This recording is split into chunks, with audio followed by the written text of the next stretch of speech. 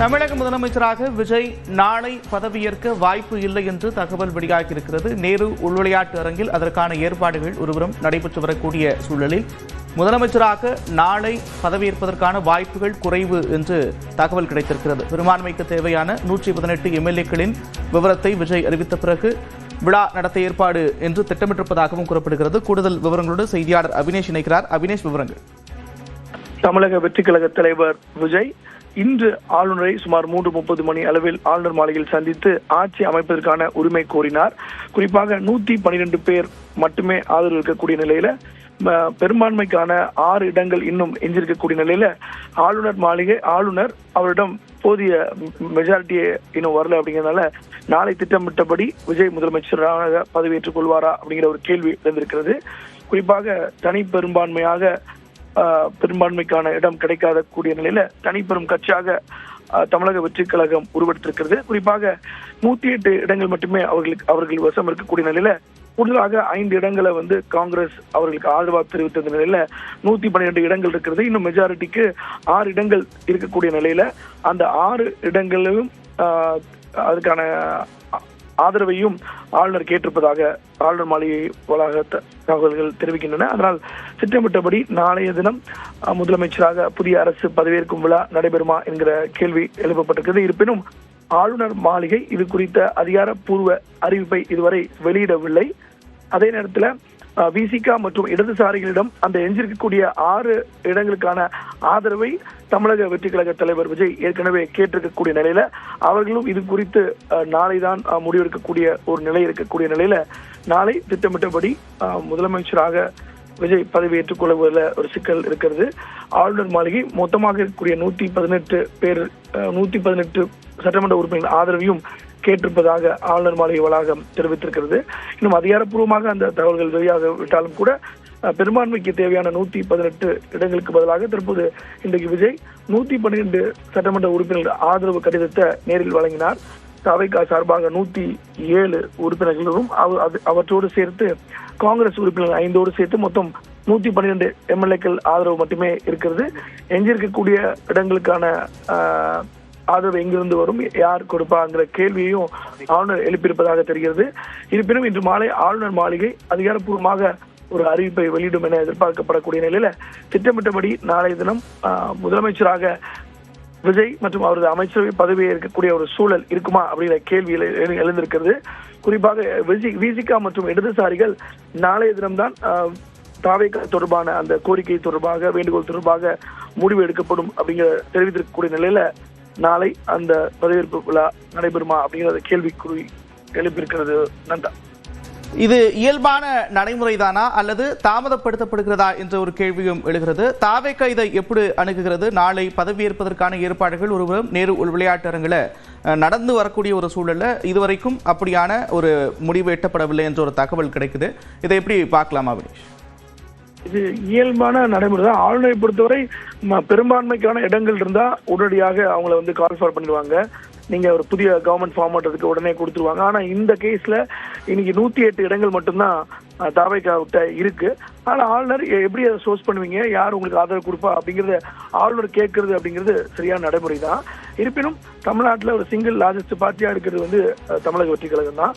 அந்த ஆஸ்பெக்ட்ல பார்க்கும்போது தான் அந்த அடிப்படையில் தான் அவங்களும் போய் எங்களை ஆட்சி அமைக்க உரிமை கூப்பிடுங்கன்னு அந்த உரிமை கோரியிருக்காங்க. ஆனால் ஆளுநர் தரப்பு 118 மெஜாரிட்டியை எப்படி ப்ரூஃப் பண்ணீங்க, என்ன சோர்ஸ் இருக்கு, யார் உங்களுக்கு ஆதரிப்பாங்கிறத கேட்கறது இயல்பான நடைமுறை தான்.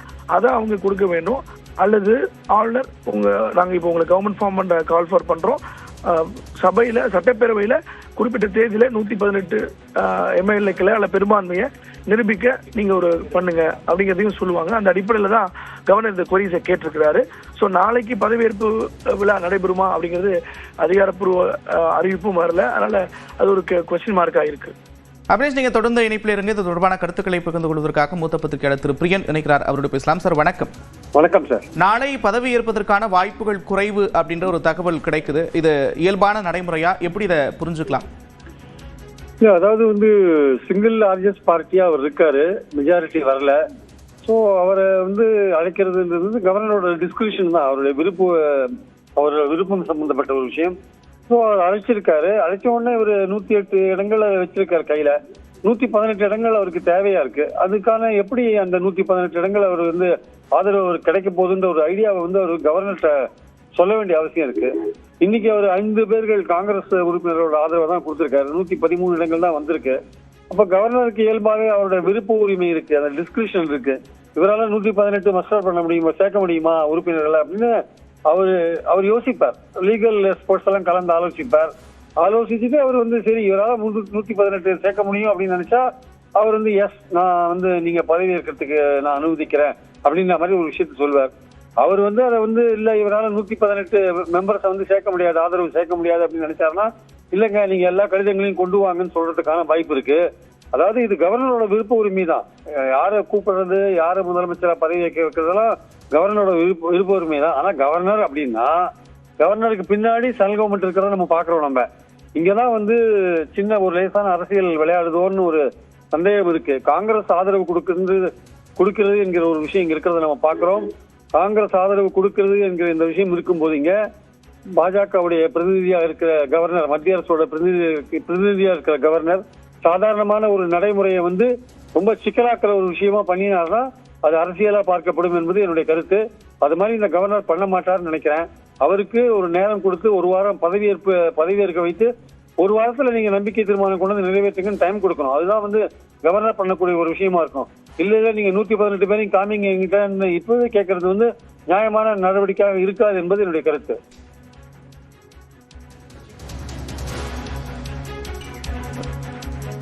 ஃப்ளோர் டெஸ்ட் எடுக்கிறதுக்கான வாய்ப்பு கொடுக்கப்படுவதற்கான வாய்ப்புகளும் இருக்கிறது. அப்படி இருக்கும்போது நீங்க குறிப்பிட்டதை போல இப்பவே அந்த 118 கேட்கறது அப்படின்றது ஒரு கேள்வி, சந்தேகத்தை எழுப்பக்கூடிய ஒரு சூழல்ல பார்க்க முடிகிறது. அதே நேரத்தில் காங்கிரஸ் ஆதரவு கொடுத்திருக்கிறாங்க.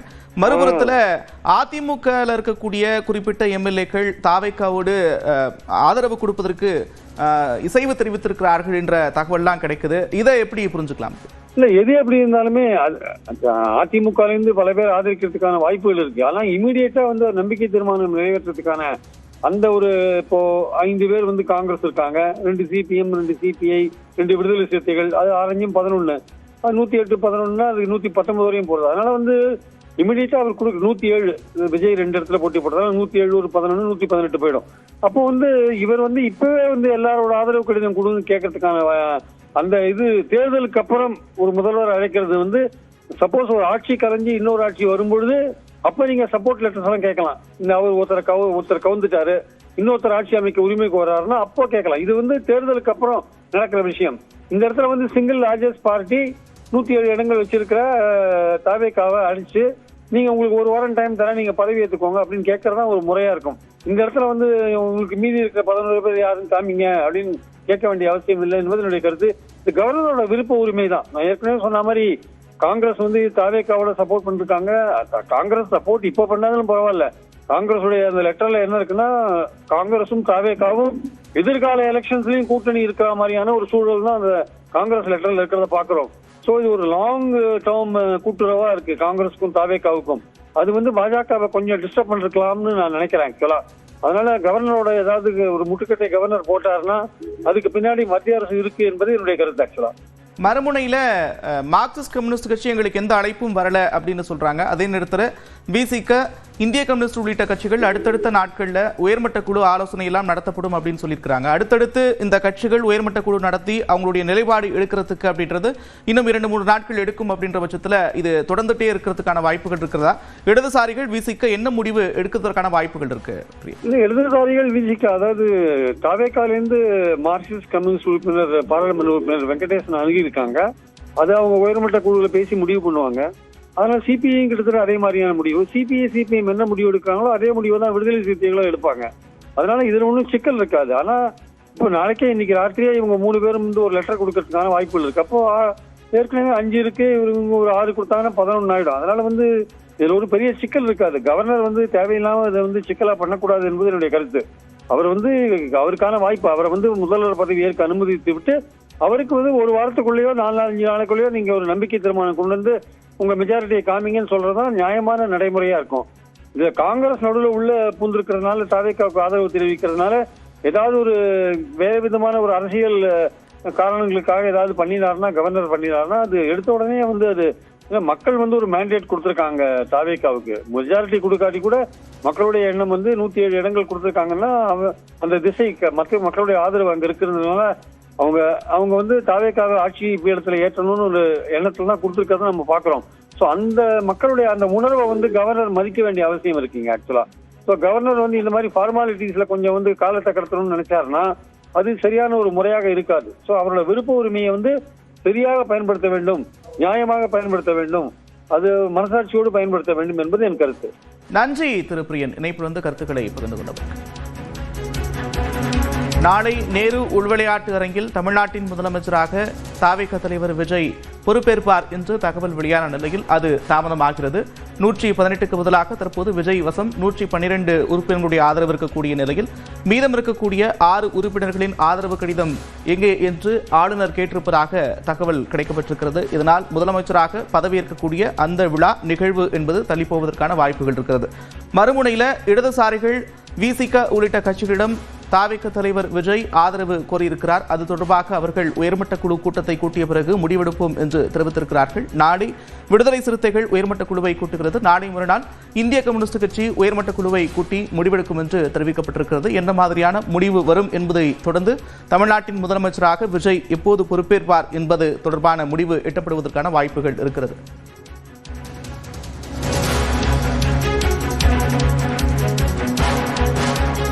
இது தொடர்பான கருத்துக்களை பகிர்ந்து கொள்வதற்காக மூத்த பத்திரிகையாளர் திரு தராசிஷாம் இணைகிறார். வணக்கம் திரு தராசிஷாம், இந்த நிகழ்வை எப்படி புரிஞ்சுக்கலாம்? இது இயல்பான ஒரு அணுகுமுறை, ஆளுநர் இருக்கக்கூடிய அவருடைய விருப்பம் சார்ந்த ஒரு விஷயம் அப்படின்னு புரிஞ்சுக்கலாமா, அல்லது காங்கிரஸ் ஆதரவு கொடுத்திருக்கிறது, அதற்கு பின்னால் ஏதேனும் அரசியல் நடக்கிறதா அப்படின்ற ஒரு கேள்வியும் எழுது உங்கள் பார்வை?